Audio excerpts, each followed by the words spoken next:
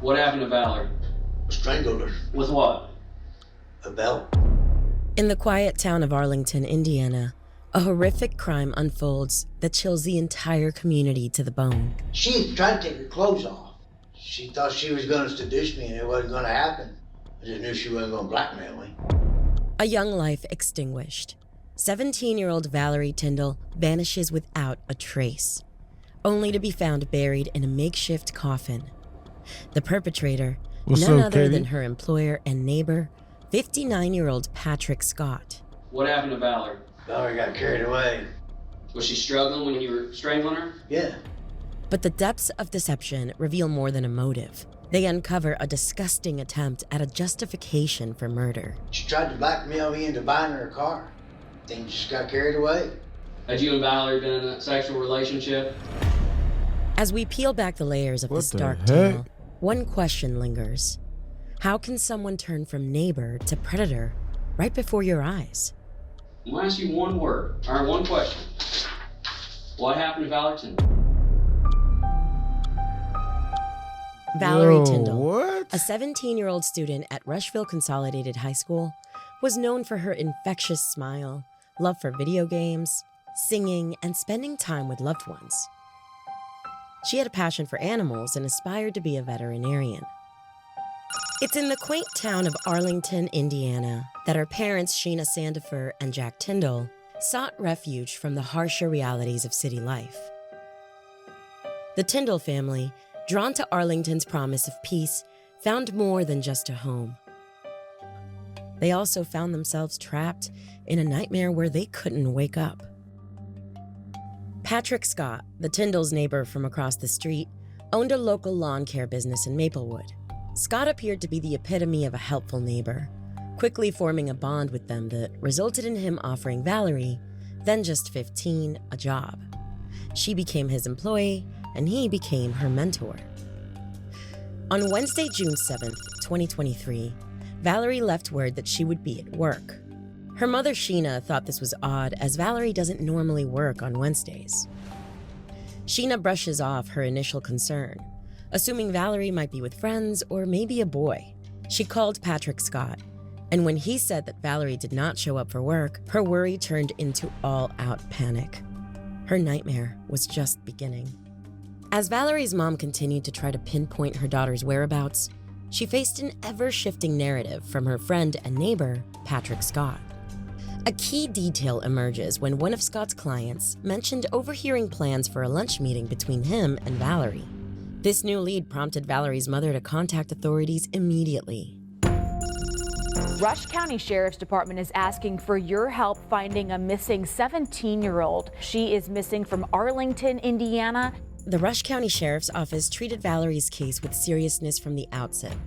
As they would do if she was a runaway, they swiftly executed warrants on social media platforms, phone providers, and bank accounts to track her potential movements. Although she had not run away, the data obtained by investigators. For the next 5 months, Sheena and Jack endured a parent's worst nightmare. As Valerie's 18th birthday passed on August 29th, the agony of not knowing what happened to her took its toll. Did she run away? The details of her disappearance, what led to it, and the words from the person responsible would only add to their pain. On the day she disappeared, it turns out that Valerie was with Patrick Scott in his home across the street from where she lived. There was an argument. It escalated, and in a moment of unfathomable violence, Patrick Scott strangles Valerie with his belt. Scott then wraps her in black plastic and leaves her body in his home office, returning to his family in the main part of his home to go about his evening.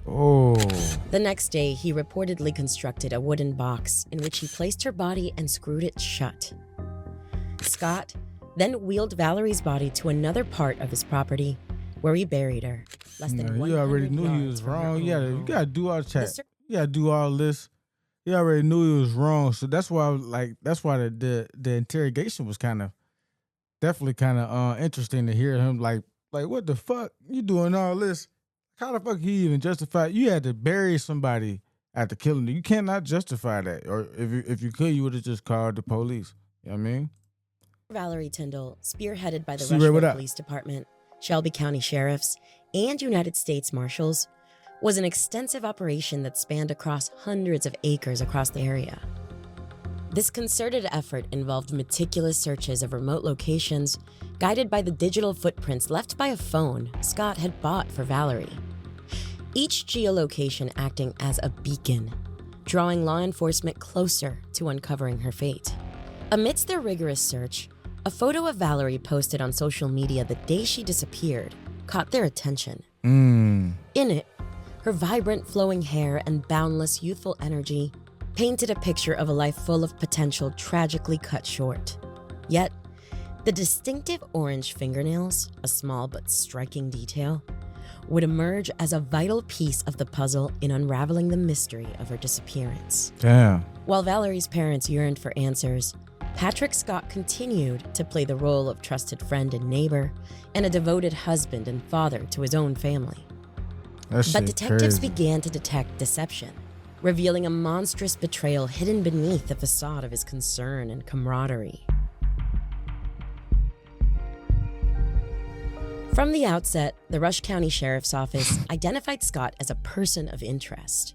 However, the investigation was complicated by Scott's landscaping business. That which my crea- boy said, "What's that? Is this me or you got a different camera angle every time you go live?" Nah, I do. Nah, this is my official angle though. This is my official camera angle now though. I'm good. No, I'm set. I got my W set up. You feel me? so we gonna be straight. We gonna be straight. You know what I'm saying? Back to the shit though. access to numerous remote locations. In response, the sheriff's office secured and carried out over 50 search warrants. Investigators brought cadaver dogs to a property with a pond close to Scott's house. The dogs signaled the presence of No, you human straight. remains in the water. This led investigators to conduct an aerial survey of Scott's properties. Yo, Which revealed Buddy was multiple across the areas street of with the body the disturbed whole time. On November 28, 2023, almost 6 months after Valerie Tyndall had vanished, law enforcement carried out 6 simultaneous months. search warrants on several properties across the region, including Scott's home and an adjacent property he owned.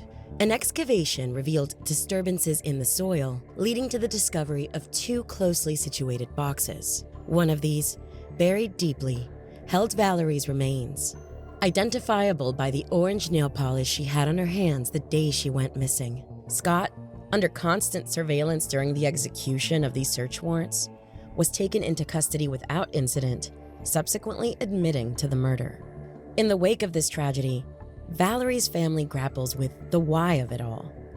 The interrogation of Patrick Scott What's up, y'all? offers Welcome a in. chilling Welcome in. glimpse Welcome into in. the depths of human depravity. To the hair say it all, bro. So- Patrick, over All right, the let's get last to it, man. This is what I wanted to see. 5 months, you and I have gotten to know each other, correct? Okay. Correct. 5 months You getting see to know me a this lot, guy. right? Yeah. Okay. And every time we talk, we get along good, right? I reckon. We talk, right? We have no issue talking, correct? Okay.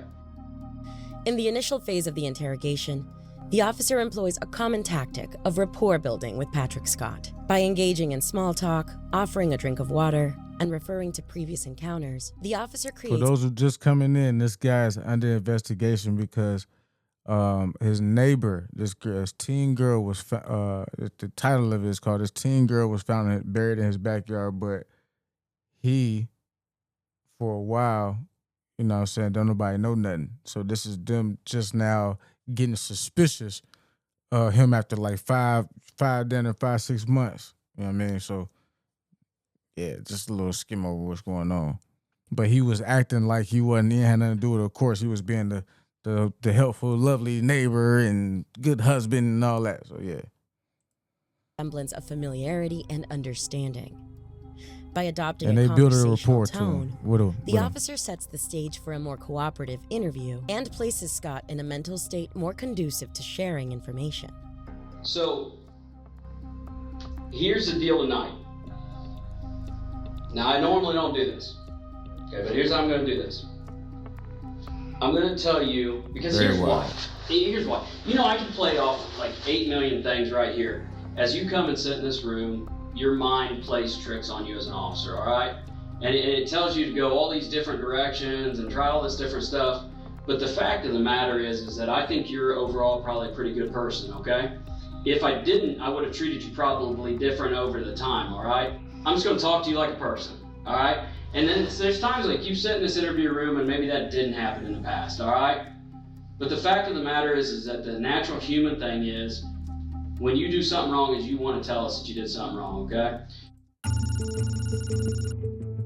Is that the natural human thing? So what I made the decision of when I walked through that door right there was, I would like to talk to you today, and I would like you to tell me what happened to Valerie. That's the end result of what I want to know, Nope, okay? I was thinking the same thing. But Hell nah. here's what's weird about today. I'm gonna tell you everything I know, okay? Okay. Because here's the deal. In the end, I believe you've done something to Valerie. What? I believe you've done something to Valerie. And we're going to prove it, all right?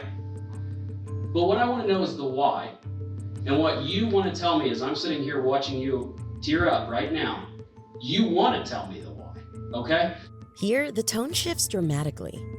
The officer moves to direct accusation, confronting Scott with the undeniable fact that Valerie was last seen with him. It's a jolt to the system, designed to shake loose the truth. By explicitly stating their knowledge of his actions on June 7th, the officer strips away any ambiguity and places the burden of explanation squarely on Scott's shoulders. Right, he went dead at him for 5 real. months ago, June 7th, Valerie disappeared, okay? As June 7th went, that day, we know Valerie was with you. Admittedly, you told us that. But on June 7th, you drove Valerie ultimately back to your residence, okay? And you arrived at your residence at 12:59 p.m., okay? And then between 12:59 and roughly 4 o'clock, something happened. And our job was to fill the gap in to try to figure out what happened. And as the investigation unfolded, that led us to today, in which we found the box with Valerie's body in it behind your shed. Because we have her in the box, okay? Wrapped up multiple times, taped up in the box of the OSB and the 2x4s that you bought, next to the box that we talked to you earlier about that had the porn videos in it. Had Okay? what? Had the porn videos in it. We got her in the box next. So you know Well, you we know what's found in it. and I didn't want to bluff you on that. I wanted you to know that. And as you're sitting there tearing up, wanting to cry, all right? So, I'm going to read you your rights. This is the opportunity for you to explain the why. There's palpable tension in the room. Scott is now fully aware that the officers have significant evidence against him, narrowing his avenues So for why was- denial or Why was she at his house that late? She's 17. You don't know how to, yeah, good question. I mean, good question. But trust is a big thing that people be having, and you just never know. Like, you never know people's dynamics and all that. Like, ain't no way mine's gonna be there. But what's Vixen say? He was beating around the bush. I don't feel like he was beating around the bush. You gotta butter him up. You know what I mean? Like, if you really want to get that, and this what they here for. This what they gotta do. So they gotta put the time in and really do it. You know what I mean? It said they spent 5 months building a rapport with this dude. You know what I mean? Just to get here after they probably have been suspicious for a little while. You know what I mean? So he definitely a grown man. It definitely shouldn't have been there. Why ask why? No, I don't think she's just saying like why was he at like I think she questioning the grown man. I don't think, but I get what you're saying. I don't think it's like that. This tactic forces Scott into a corner, where his only recourse is to engage with the officer's questions more earnestly. The officer's skillful application of pressure here is a pivotal move, setting the stage for deeper revelations. Okay, I got a question. He for got you me before we hold go on. further. He got me invested in keep pausing. It's called a reaction video, and this is what I gotta do to not get flagged. If you don't know what the fuck going on, I suggest you shut the fuck up and go on to the next joint. God damn it, y'all don't know what the hell be going on, but you could go find it on your own though. Hold on, let me help you out right quick. Law and Crime Investigates. A teen girl was found buried in his backyard. If you want to go find it on your own, because I'm going to keep pausing, goddammit, and talking to the folk. Fuck is you talking about? Fuck on up out of here. Why did they pick up Linda? We're going to talk to her too. She lives on the property. We're going to talk to Linda as well. Because here's the deal, Patrick. How do we know what happened to her? You both live on the property. So we have to talk to everybody on the property. Does that make sense? Right. But I'm giving you the opportunity to explain to me. The other thing is that there's family involved. There's mistakes that's been made, okay? I sit across a lot of people, okay? And the day one I sit across, or the times I've sat across from you, you remind me of a common man that goes to work, that works his butt off, and is a family man that loves his family. That's what I get from you, okay?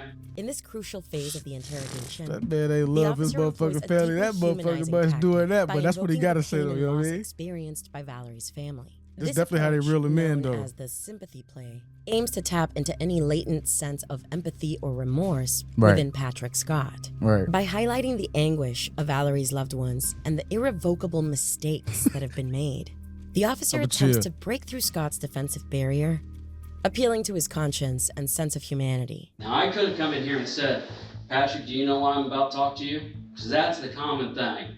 And that was the first thought in my head that I was going to do to you. And then I said, no. Because I think deep down you love Valerie, and I know you love your family, okay? So I decided that when I come in that door just now, that I'm going to give you an opportunity to explain the why. Patrick, today's the day. Family deserves this closure. Let's get this why. And you deserve this closure. Do you hear me? You deserve this closure because this has ate at you. We can tell that every time we talked, all right? Explain to me what happened to Valerie and explain the why. Because we deserve it and everybody else deserves it as well. Nah, for real though. The impact of this tactic is multifaceted. On one hand, it serves to remind Scott of the real-world consequences of his actions, potentially stirring feelings of guilt or regret that may have been suppressed or ignored. On the other hand, it strategically positions the officer as someone who the officer seeks doing not very just good justice, though. You're doing very but good. understanding and closure for everyone affected by It's the definitely tragedy. getting good. The result of this sympathy play is a subtle but powerful shift in the dynamic of the interrogation, creating an environment where Scott might feel more compelled to open up, not out of legal obligation, but from a moral and emotional imperative. What happened to Valerie?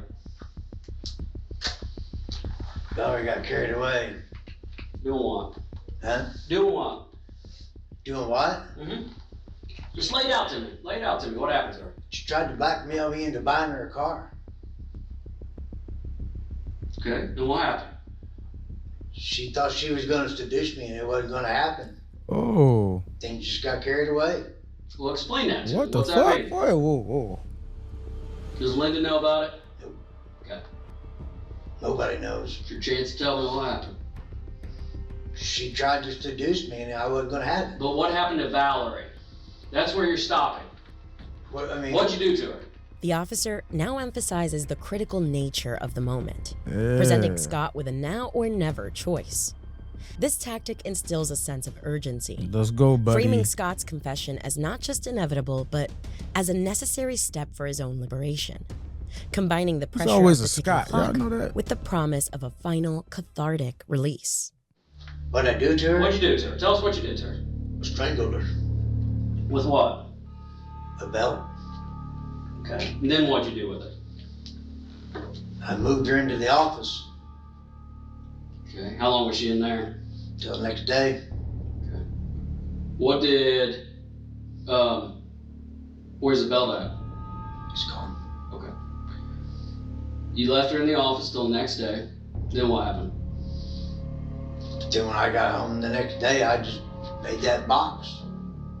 Okay. What about the hole? The hole was already dug.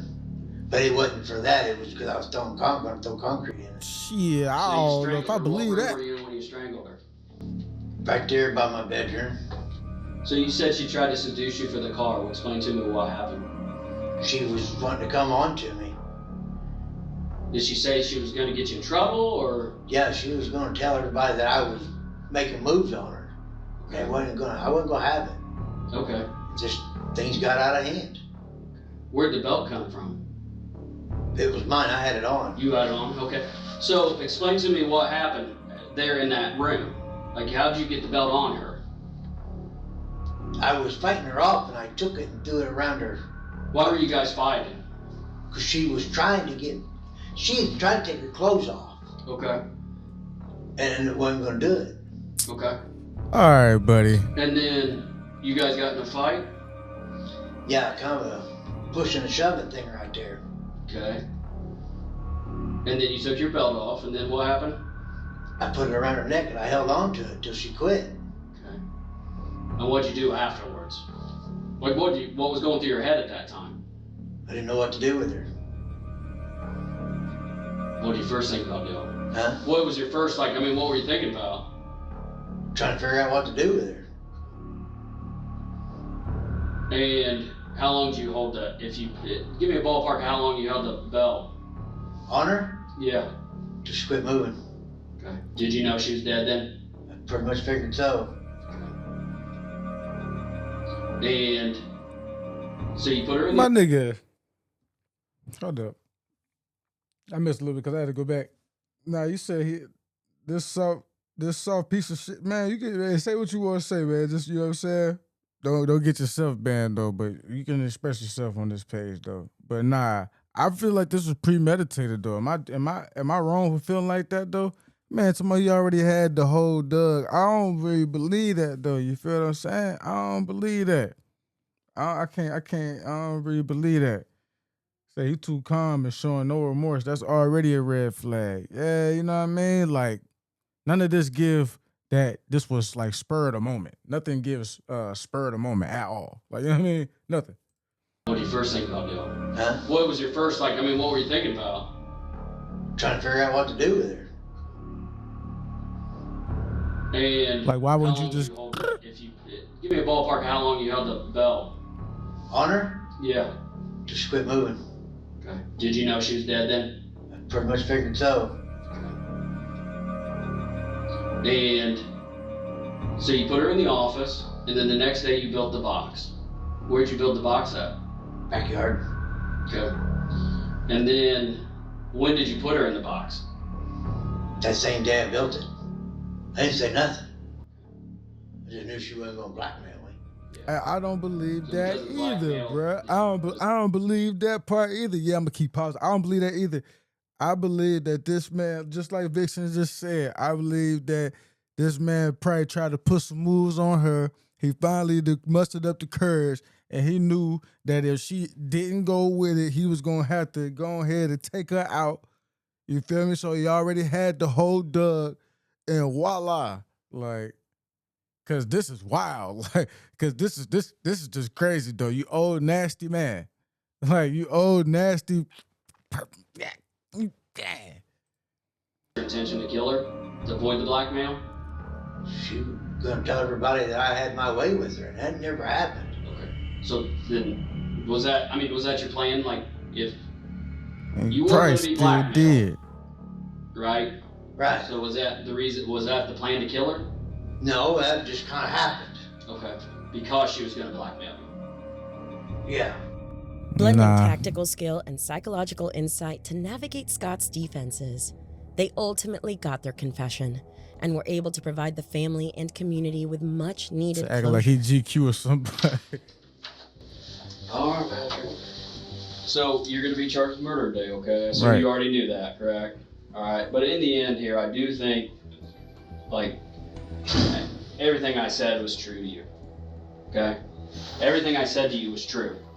Okay, when I started talking to you, everything I said was true, all right? Like, I do think that it's the best situation here is that you finally came out, and in the end, I think you are going to be happier that you came out on it, okay? Does that make sense? Yep. Okay, all right. Stand up, we're going to throw these back on you, okay? to prison you go. We don't give a fuck if you believe him or not, because I feel like you really believe this bullshit. I believe you believe this sack of bullshit. You ain't got to empathize no more. Put the cuffs on this motherfucker and get the fuck on. Y'all already said, you know what I mean? All the empathy gone now. Fuck it, you trying to still get, I said everything I said I believe. When I started talking to you, man, you in too deep. Patrick Scott agreed to a plea deal. Fuck you talking about? Resulting in a 57-year prison sentence. Damn, 57? There's going to be a hole there forever. I feel like this should be under the jail. I just She feel was like out this there should be under the somewhere. jail. There's a hole and it's never going to be filled. Just like half your family's gone. For that reason right there, they should just be Although under the she's jail. not been charged in connection to this case, Valerie's parents believe that Linda Scott, Patrick's wife, knew Valerie was murdered. I think it was the first week, right after we hung flyers. And I think it was day 2 we went out and hung flyers. And as soon as we come home, they were there. And they kept coming over, asking me if I was okay and telling us, oh, I'm sure she's fine. She'll be back home. I don't know how somebody can do anything like bro, this. that's... The man's a monster. His wife needs to be prosecuted with her. Absolutely. She knew everything about it too, I'm sure. I honestly She probably believe this did whole though, family bruh. A deeper look at the nature of Scott's relationship with Valerie shed light on his outrageous attempts to justify the murder with claims of blackmail and seduction. Unbeknownst to her parents, beyond paying her as an employee, Scott had been providing Valerie with money, food, gas, and even took her on trips. She's like, go visit boys. She didn't know on the internet. She was bad And about I that. tried to get her to stop doing that because it's dangerous. And it didn't work. Damn. Come to find out it was the boss, not the boys. Damn, bruh. Valerie's story, though heartbreaking, serves as a call to action for families to maintain open lines of communication with their children about the risks they may face. I was just about to say that. I was literally just about to say that. Is that because it's got to be a parent's worst nightmare, bro. Like as this is my last bit before I get off of here and go feed my son. Like we have to stay on our kids, but stay on our kids in a way that they feel like they can open up to us about whatever it is, though, because even in trying to prevent something, you can very, very much so help it happen. Just in the way that you go about how you go about approaching these type of situations, you know what I mean? So at the end of the day,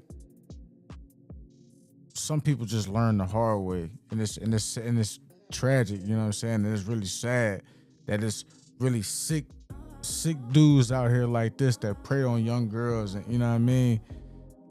They didn't even get to live life though. Like didn't even get to live life. You feel me? Like it's wild, bro. But any crime like that, I feel like people should be under the jail because like I just said, bro, it's a hole in the family forever, bro. Until them folk pass away and die themselves, bro. It's a hole forever, bro.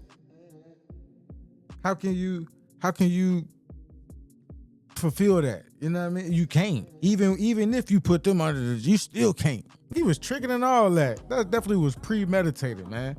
Cops sitting there trying to be nice at the end, man. Get your bitch ass on too, man. Shout out to everybody on Instagram, YouTube, Facebook, TikTok. I appreciate y'all 1,000%, man. Make sure you stay safe, stay easy, stay protected. Get them folk out the circle. I see a money gun on TikTok. I appreciate that. Stay safe, stay easy, stay protected. Get the folk out the circle that ain't supposed to be there. Easier said than done, but it's definitely doable, so do it, all right?